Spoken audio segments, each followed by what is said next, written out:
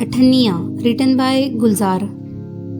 चंदू तीसरी जमात से जो भागा तो सीधा बम्बई आके दम लिया।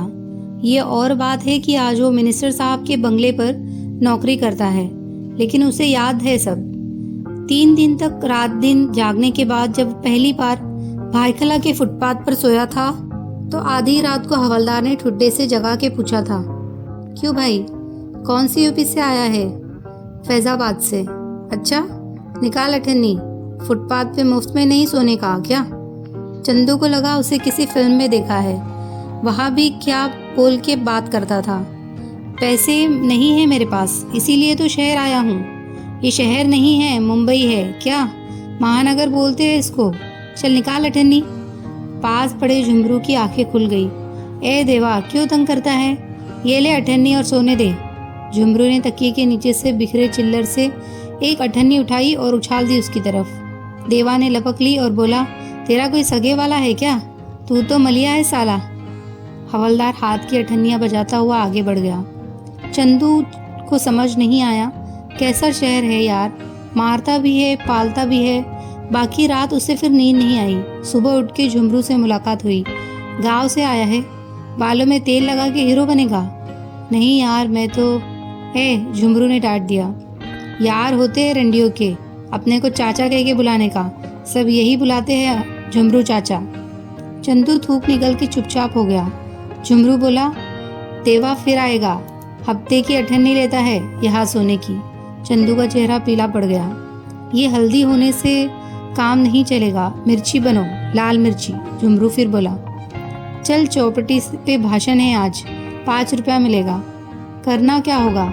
भाषण सुनना पड़ेगा, ताली बजानी होगी और जय हो बोलना पड़ेगा। चंदू मुस्कुराया। इसके लिए 5 रुपए मिलेंगे? हाँ, 50% अपन का होगा। देख, पार्टी से 10 रुपया मिलता है। देवा 5 काट के 5 अपने को देता है। अपने फुटपाथ से उसको 50 आदमी का ऑर्डर मिला है। मेरे को जुगाड़ करना है, समझा? चंदू से सर हिला दिया। हो, मराठी का पहला शब्द उसने यही सीखा था। एक बार फिर चंदू को वही लगा। अजीब शहर है, पालता भी है काटता भी है। झुमरू ने कहा, अपन सब कोमड़ी के माफिक है। कोमड़ी क्या? मुर्गी। ये नगर सबको दाना फेंकता है, हम लोग कोमड़ी के माफिक टुक टुक चुपते रहते हैं। फिर जब कोमड़ी पल जाती है तो उसको काट देते हैं। कौन काटता है? राजा लोग। राजा कौन है? इधर 2 किस्म के लोग राज करते हैं। एक तो पार्टी वाला है, बात करता है, भाषण देता है, नोट देता है, वोट लेता है। दूसरा गोली चाकू चलाने वाला है, माल देता है, जान देता है, कभी जान लेता है, माल देता है। तुम्हारा मतलब गुंडे लोग? गुंडे तो दोनों ही 6, लेकिन दोनों का स्टाइल अलग अलग है। चंदू को महानगर के तरीके सीखते वक्त नहीं लगा। अगली बार देवा के साथ एक पार्टी वाला आदमी आया था। उसने आदमी गिने और पूछा, नेताजी बोलेंगे, मुंबई कोणाची, तुम लोग क्या बोलोगे? सबने एक आवाज होकर कहा, मुंबई आमची। मद्रासी, मराठी में बोलने का, तमिल में नहीं। क्या बोलेगा? मुंबई आमची। गुड। वो चला गया तो चंदू ने देवा से पूछा, भाऊ? उसने दूसरों को सुना था देवा को इस नाम से बुलाते। उसका चेहरा फौरन नर्म पड़ जाता था। भाऊ, इस पार्टी वाले को कितना पैसा मिलता होगा एक आदमी बुलाने का? देवा का चेहरा सख्त हो गया। तेरे को क्या, तुझे 5 अठन्नी मिला ना? 5 अठन्नी से क्या होता है भाऊ? सोने का हो गया। खाने का क्या करूं भाऊ? क्या हम बुलाया था तेरे को? कौन से यूपी से आया बोल? फैजाबाद में कौन देता है खाने को? क्या बोल?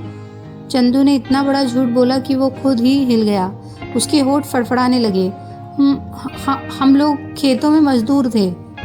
वो कुछ टेररिस्ट लोग आए और ताड़ गोलियों से सबको भून दिया। मेरी पूरी फैमिली, माँ बाप, भाई बच्चे सब। उससे आगे की कहानी नहीं बना पाया, कांपने लगा। लेकिन भाऊ का चेहरा नर्म पड़ गया। उसने समझा सच बोल रहा है। मैं देखता हूँ, कोई काम देता है तेरे को? कुछ लिखना पढ़ना आता है? हिंदी में 3 जमात पढ़ा हूँ गांव में। अपना नाम लिख लेता है? हो। मेरा भी लिख सकता है? हो। कल से मेरे साथ चल, मेरे को हफ्ते का डायरी भरना होता है। अपनी हिंदी अच्छी नहीं, राष्ट्रभाषा है ना, क्या करने का, लिखना पड़ता है। वही बोल के नौकरी मिला था। वो साला एक है 4 अठन्नी लेता है भर के देने का। इस नगर में कोई काम फोकट में नहीं होता क्या? चंदू का काम बन गया, मगर उसने पूछा, भाऊ तुम सारा हिसाब अठन्नियों में क्यों रखते हो? भाऊ आधा हंस के बोला, अपने जैसे कॉमन मैन के पास सब कुछ आधा ही होता है। आधा खाना, आधा सोना, आधा हंसना, आधा रोना, आधा जीना, आधा मरना।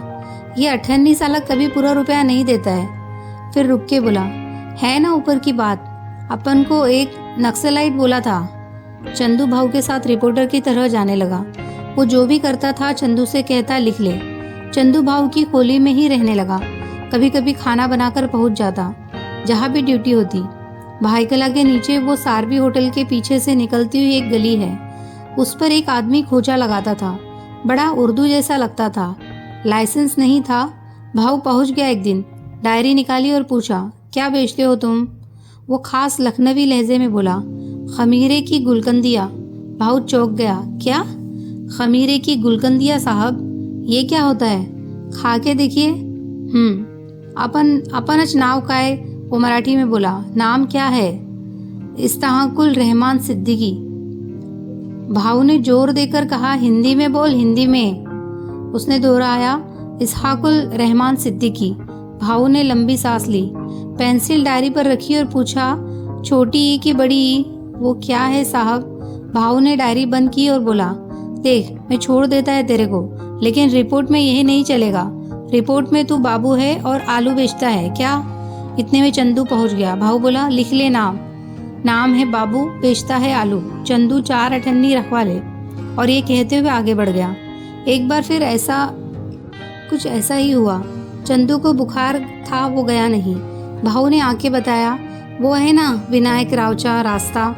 ये उन दिनों की बात है जब देवा की तब्दीली वार्डन रोड की तरफ हो चुकी थी और खोली अब वर्ली में थी। चंदू ने फिर पूछा, हाँ तो विनायक राव मार्ग पर क्या हुआ? चंदू को सब रास्तों के नाम याद थे। एक गाय मर गई। किसकी थी? पता नहीं। वो जो गाय लोग रोड पर इधर उधर घूमती रहती है परिवार के साथ, उसको भी रोड पर आकर मरना था साला। इतना बड़ा नाम विनायक राव पटवर्धन मार्ग कौन लिखता है हिंदी में? चंदू हंस पड़ा। फिर क्या किया? 2 घंटा लगा। दुम से खींच खींच के दम गया साला। 2 घंटे लगे। 2 घंटे में ले जाके सामने वाली रोड पर डाला। वहाँ क्यों? बापू रोड। और लिख दिया। अठन्नी किसने दी? जिसके दरवाजे पर मरी थी। भाऊ और चंदू की दोस्ती अब कई साल पुरानी हो गई थी। इस बीच में भाऊ ने कई जगह उसे काम पर लगाया और कई जगह छुड़ाया। और फिर एक बार एक पार्टी वाले से कह के एक मिनिस्टर के उधर चौकीदार लगवा दिया। चंदू अब पूरा मुंबई वाला बन चुका था। मिनिस्टर साहब को भी बहुत भरोसा था उस पर। अपने निजी काम भी उसी को देते थे। ब्रीफकेस पहुंचाना और ब्रीफकेस लाना अब उसी का काम था। उसने अठन्नियों में गिनना छोड़ दिया था, लेकिन बीच बीच में अठन्नियों का लेन देन चलता रहता। एक दिन एक बड़ा धमाका हुआ बंगले पर। मिनिस्टर साहब दफ्तर में थे, चौंक कर खड़े हो गए। उसके साथ ही धाड़ से चंदू आके गिरा फर्श पर। उसके पीछे एक बंदूक वाला AK-47 लिए खड़ा था। क्या ये क्या है? और डांट के बोले, चंदू अंदर क्यों आने दिया इसे? मैं कहा, साहब ये मुझे लेकर अंदर आया है। वो लड़खड़ाता हुआ खड़ा हो गया, बंदूक की नोक पर। कौन हो भाई तुम? मिनिस्टर की आवाज़ बंदूक देखकर नर्म पड़ने लगी। तुम्हें क्या लगता है? तुम तो कोई टेररिस्ट लगते हो भाई। टेररिस्ट मुस्कुराया। मिनिस्टर भी मुस्कुराया। इसे क्यों पकड़ रखा है? मिनिस्टर ने चंदू की तरफ इशारा किया। ये मेरा हॉस्टेज है। मिनिस्टर ने भी मजाक किया। मेरा भी वही है हॉस्टेज। कब से? ये तो बाहर घूम रहा था। मुझे तुम्हारी तरह बंदूक नहीं दिखानी पड़ती हॉस्टेज बनाने के लिए। तो कैसे पकड़ के रखते हो? पहले नोट से, फिर वोट से, 5 साल के लिए, और फिर हर 5 साल के बाद हम मियाद रिन्यू करते हैं। टेररिस्ट ने पैतरा बदला, बंदूक संभाली और बोला, ये लीव एंड लाइसेंस का सिस्टम अब नहीं चलेगा। तो क्या चलेगा? इसी से पूछो। मेरे तुम्हारे बीच यही कॉमन है, कॉमन मैन। मिनिस्टर ने चंदू से पूछा, बोलो एक बार गोली खाकर मरना अच्छा लगता है तुम्हें, या टेररिस्ट जरा सामने आया, या तिल तिल करके हर 5-5 साल में मरना अच्छा लगता है? चंदू रुका जरा सा, दोनों को देखा, फिर जेब में हाथ डाला। टेररिस्ट ने धमका के पूछा, क्या है जेब में? चंदू ने आराम से जवाब दिया, कुछ नहीं, एक अठन्नी है, टॉस करके देखता हूँ। एक कदम आगे बढ़ा और जैसे ही अठन्नी उछाली वो दोनों चिल्लाए, हेड। शुक्र है वो अठन्नी वापस नहीं आई, वरना उसके दोनों तरफ चंदू का हेड था।